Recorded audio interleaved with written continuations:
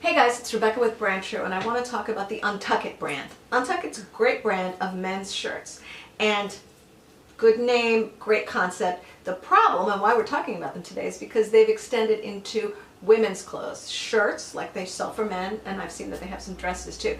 And it's just such a freaking bad idea, because the equity just doesn't flow correctly. When you have a parent brand and you want to extend, you have to think about what's the transferable point of difference, what's that core equity, and how is it flowing.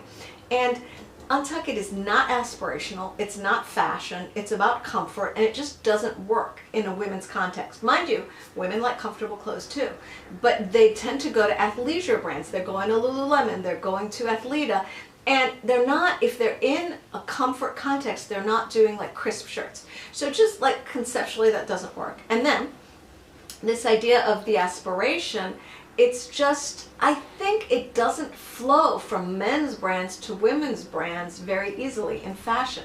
Maybe if it's a sort of a high-end designer, and if I think about like J Press or LL Bean, the few times that I can think of it, it's been when there's something else going on where it's like, like sort of preppier clothing, like a Brooks Brothers. That's men's clothing, that the women's clothing that lives under that brand is that same sort of waspy, genteel kind of aspiration. There's something logical. It just doesn't flow with UNTUCKit, and I think part of the reason is because UNTUCKit is too low, and part of the reason is because it is a difficult transfer from men's brands to women's brands in fashion.